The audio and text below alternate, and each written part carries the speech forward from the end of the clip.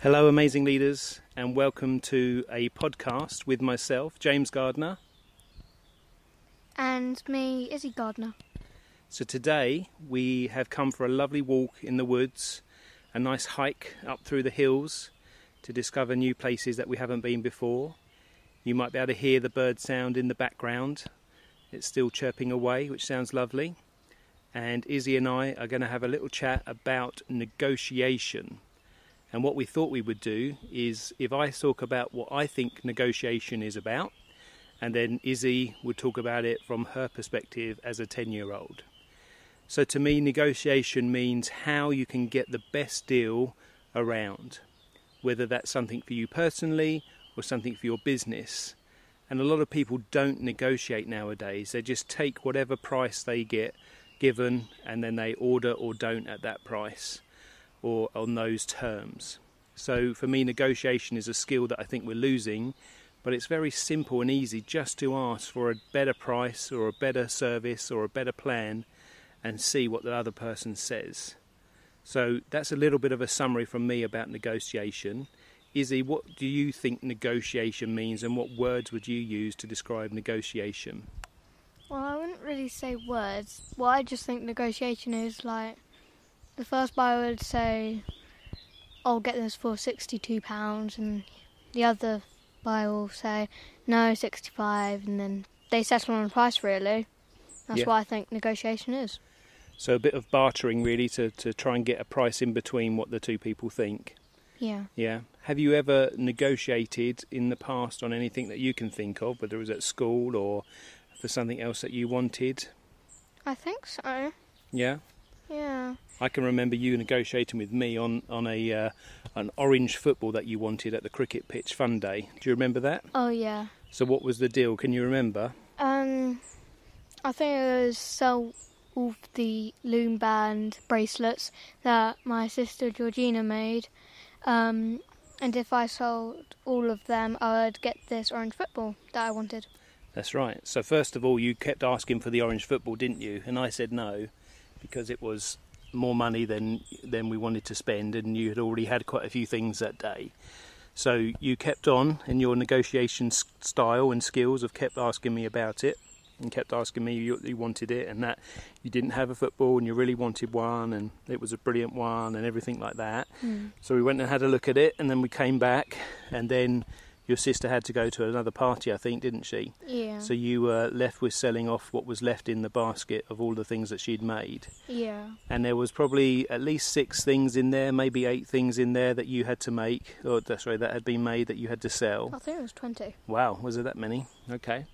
And I wondered how you were going to do it. So first of all, you sat and asked people if they wanted anything. And when you realised that wasn't working very well, what did you do? I advertised. Yeah, and what else did you do? I went around saying, I've got loom band bracelets selling here, so yeah, you want some? You actually got up, didn't you, and you took the basket round to people that were sitting around. Yeah. And you kept asking them whether they wanted to buy them or not. Yeah. And did everyone say yes, or did some people say no? Some people said no, thank you. Okay. Sometimes when I still had some and I went the full cricket pitch, I just went around again seeing if they changed their minds. And did some people change their minds? A few, not all of them, but a few. How did it make you feel when somebody said no, they didn't want to buy them? To be honest, I kind of felt like a balloon deflating. Okay. But what did you do? Did you stop? No. Why didn't you stop? Because I still had about 20 loom bands to sell, and I really wanted that football. Okay, so you kept going. And how long do you think it took you to sell all of them? I'd say about an hour and a half. Yeah. So you went round, you didn't stop, and this was probably a couple of years ago, wasn't it now? A year or so ago, so you're 8 or 9 years old. Yeah. And you kept going, even though you felt deflated like a balloon, and sometimes, which is a good description. I think a lot of us feel like that sometimes when people say no. Yeah. And you just kept going because you wanted that orange football so much that you didn't want to stop. And I think you would have kept going all day if you had to until you got it. Would you? Maybe. Yeah. to be honest, at one part people were packing stuff away, and it was nearly the last stall, so I did it about 2 times faster. Wow. So when there was some real demand there, because they were packing away, you went and upped your game, and you managed to sell more of them quicker. Yeah. That's a really good technique, isn't it? Yeah. So, okay, well, have a think if there's any other negotiation things that you've done in the past that you can think of, and I'll carry on talking a bit about what other negotiation skills that I think people can use. So the easy one and the obvious one is literally just to not accept people's first offer. So when you ask for a price on something, you don't ever accept their first offer. You always go back to them and say things like, so can you do that any better, any cheaper? Can you offer me better terms? Can I pay over longer? Can I have a free period up front? Can that be longer? There's lots of different ways that you can negotiate, but don't ever accept the first offer that someone's given you. Okay, that's the first tip. The second, oh yeah, you got a point? Yeah, I've got a point. I've actually got a negotiation going right now, right this second. I'm saving up, well, I've actually got the right amount of money, for this robot called Cosmo. And my mum and dad say that if I up my responsibility skills, then I'm allowed to have it.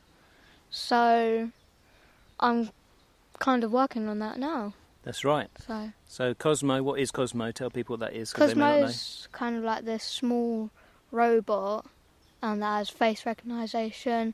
He's got like these 3 cubes that you can feed him and play games with him, and you can see the world through his eyes and stuff. Really. Yeah. So he's a very new, cool, small sort of robot toy pet, isn't he, really? Yeah. And he's got lots of AI features, and he links in with the internet and things like that, so you can ask him questions and everything else, isn't he? Yeah. So he's quite a cool thing. He's very new. It's quite a bit of money, but like you said, you've got enough in your savings. Yeah. But Mum said that actually if you up your responsibilities and keeping your room tidy and things like that, then maybe we'll get that for you as a treat to say well done for keeping your responsibilities up. So that's a good negotiation, isn't it, that we're doing right now. So that's one way you can do it. If anyone from Cosmos is listening and they would like to send Izzy the small Cosmo, then that would be brilliant. She would love that, and all the accessories, please. But until then, we're going to keep working on your responsibilities to keep your room tidy and other things that you do and help out around the house, and then your reward will be a nice treat like that. So that's a really good example. So another thing from me, whilst you're thinking of something else, if you can, is another point number 2, is to always push people until they say no more, that they can't do a lower price. That's the lowest they can go. Maybe they've asked their manager or their senior person in their organisation, maybe the manager's had to come out and speak to you. But don't stop just when you've asked for the first time of a negotiated price or a service, and don't stop when you get, the first answer back and accept that. You may have got some money off, but you can always ask for more. Keep going until they say, look, that's the best price we can do. Especially if it's a high value item like a house or a car or something very expensive. Typically the more expensive it is, the more value there is in the item, the more profit there is, the more negotiation power you have. If it's a very cheap item for £1 or $1, then you're not going to have much negotiation skills. So that's something that you can do, is to keep pushing until they say no more. That's the cheapest we can go. Izzy's got another point she wants to raise. It's kind of actually happening right now as well. So I kept on asking my dad, can we go on a hike? Because we were a little high up here. And we agreed on the next weekend day that we'd get that it's kind of sunny but also cool. And when we headed off, it had quite a lot of rain clouds, but I kind of kept on asking my dad, can we go now, are we going, and stuff like that, and we're here. That's so good. So what would you call that? I've got a word for that one. What would you call that? Nagging. Nagging, that's a good word. I call it perseverance as well. that you wanted to do something that we both wanted to do, but you kept persevering or nagging until we did it, and we both really enjoyed it, haven't we? Yeah. We've explored more than we've both seen before. We've found new places that we haven't seen on our hike, and we're really enjoying. We're just sitting down now on this country path. We've got the sun shining through the trees on us. We're sitting on an old rock which has got moss on it, so it's nice and comfy. And we've got all the birds chirping. Yeah, you might be able to hear them if we stop for a minute.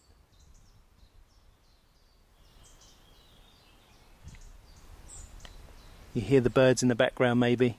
It's just beautiful here. There's nobody else around, so we're able to have a nice chat about this and to start our podcasting off together, to be able to help people of all ages so that they can understand and do more things with their life. So a third and final tip from me would be that it isn't always good to negotiate. So I know that goes against what I've said in the first two tips, but sometimes if you always do it every time with the same people, they will start to cotton on to this. And what might have started out at a price of, say, £100 or $100, they may well inflate so that they know you're always going to knock them down. They may inflate that to 150 or 120, and then they know they're going to be able to knock, you're going to ask them every time and knock them back down to 100. So they actually get what they wanted in the first place, whereas you may have, if you don't do it every time, you may have been able to take that 100 and got it for 90 or 80. So that's my third tip for you, is don't always ask every time for the same suppliers. If it's a new supplier, then always ask them. It's always good to shop around, always try and get 3 quotes for the same item if you can. Look online, do a quick Google search. It's fantastic nowadays, looking up Google and the shopping facility on there will be able to tell you the exact same item and different prices from different vendors, people that sell them across the web. And don't think you can't negotiate across the web. You can still ask for a better price for some of the platforms. So always try and save where you can. It's easier to save £1 than it is to spend £1, and you use these negotiation skills. So that's my third and final tip. Izzy, have you got anything else you'd like to say? Well, I kind of just thought of this. If a child's listening to this, they might possibly think that negotiation is technically bidding. Yeah. Like, we've got £2,000, anyone going? Once, twice, gone, type thing. Mm-hmm. So some people might think that negotiation is like an auction. Yeah. So that's my last thing. That's good, yeah. So auction are like that, aren't they, really? With an auction, you always make sure, especially if it's like an online auction or one you go to, you always think, how much would I pay for that? How much is the postage and packaging? Set your limit and don't go over that. There's always another opportunity to buy those things. So it's like an online auction where you can make sure you don't out-negotiate yourself even, almost, and pay too much for something because you're getting excited about the auction. That's a really good tip. How have you found this chat that we've had on our hike today? Fun. Yeah, you've enjoyed it? Yeah. You think some of your friends and people of your age would like to listen to this? Yeah, possibly. Yeah. So if they do, then they can like it and they can share it on the podcast. They can share it with their friends, and maybe their teachers, and that their teachers can use this, especially if their people are being homeschooled, that they can listen to this. It's only going to be a short podcast, so people can listen to it and maybe get some tips for their negotiation skills so that they can improve as well. I wish that I had learnt this when I was your age. I think I'd be a lot better negotiator than I am now if I'd learnt it at your age. So thank you very much for helping and taking part and putting your perspective on it. Bye. And we're going to come back with another podcast to you soon. So if you like it, keep liking and subscribing to our channel, the Amazing Leaders Podcast, and we'll keep bringing more content to you. Thanks ever so much for listening, and we'll see you soon. Bye. Bye.